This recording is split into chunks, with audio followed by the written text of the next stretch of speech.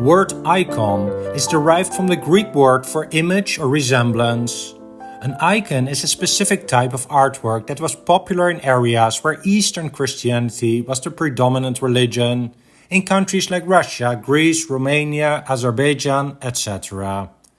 To describe the most typical type of icon, it's a religious work, typically showing some sacred person like Jesus, the Virgin Mary, or some saint.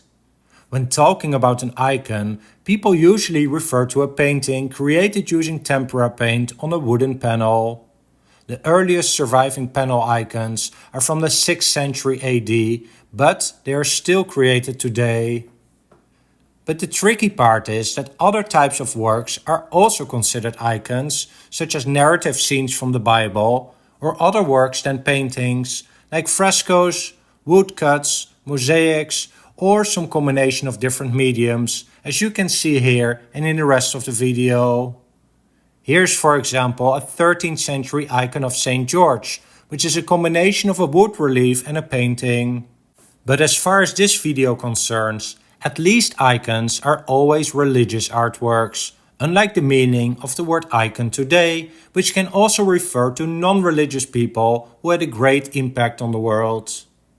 So you may ask, what is the difference between an icon painting and a religious painting? Because both sound kind of the same, other than that the icon paintings are usually from areas where the Eastern Orthodox or Oriental Orthodox Church are popular, while religious paintings can be from any area. Well, unlike most of Western art, icons are not very much a creative expression of a person or a scene. They're actually full of symbolism and deeply rooted in artistic traditions. The creation of an icon was not just a creative effort, but was combined with religious rituals and prayer. For example, when an artist would be asked to create an icon painting, he would first look at many earlier icon paintings on the same subject or person, and make sure that his composition would be largely similar to those earlier works. And he would consult some written sources about the symbols he would have to include in the painting. The goal was not to make a splendid creative painting, but to create something that was to be venerated or worshipped by people. Well, this is not entirely true, as there's also an important type of icon recognized by quite some people, known as Acheiropoieton, which is the reason that many icons of a single person look quite similar, and we get to that shortly. So while every icon painting is a religious painting, there are many religious paintings that are not considered icon paintings, like all Italian Renaissance works or later work from the western part of Europe and other continents. A special type of icon is known as Acheiropoieta, a Greek word that is literally translated as icons made without hands. There's a belief in Eastern Christianity that some icons have not been created by a human artist, but they have been created by a miracle.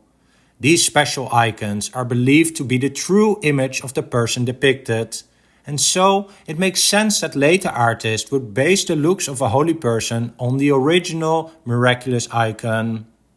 An example of such an icon is the Veil of Veronica, an image of the face of Jesus on a cloth, which was created after Jesus wiped his face on that cloth, a subject that I discussed in detail in last week's video. Not only were these special icons important to capture someone's true likeness, they were and are also considered to possess miraculous powers, and they were considered important relics.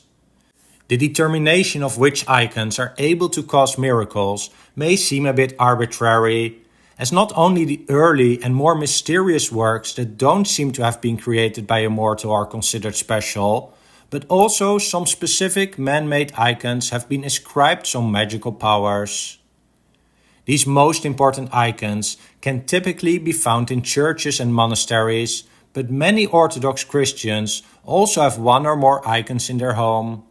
Some households have something that is called the icon corner, an area in the house with one or more icons, typically facing east, where they can retreat in prayer, as you can see in this painting from 1881. Icon paintings are often not so difficult to interpret. Holy people, saints and angels have halos. Angels have wings. The facial features of Jesus or any other figure are very similar across icons, and the symbols associated with specific people or scenes are very much standardized. Colors also play an important role, with gold referring to heavenly things, white light to the transfiguration and resurrection, and the colors of certain garments are also fairly standardized, with Mary, for example, wearing a blue undergarment and a red garment on top of that. Look, for example, at these icon paintings by the Russian artist Andrei Rublev and people in his circle, mostly painted between 1400 and 1420. There are a few things that are easy to notice. First of all, they have not been preserved very well over time, and second, Rublev is not very concerned with creative compositions like some of the early Renaissance artists would do around the same time. Sure, some scenes are a bit more exciting than others, but overall I would classify these paintings as relatively dull, even though Rublev is one of the better and well-known icon painters from history. But his objective was not to create exciting art. Instead, he wanted to create paintings of people and scenes that were easy to recognize and had a substantial spiritual value. And here are a few works by another famous icon painter known as Theophanes the Greek, who was actually the teacher of Andrei Rublev. His compositions are a bit more dynamic and involved, and he was one of the few icon painters who innovated a bit. But as mentioned before, compared to other art movements, the changes in icon painting were quite slow over time. Icons are a somewhat complicated subject, and I've tried to provide you with a very basic understanding of the subject. However, I'm fully aware that people who do actively venerate one or multiple icons may have a more determined view on the subject.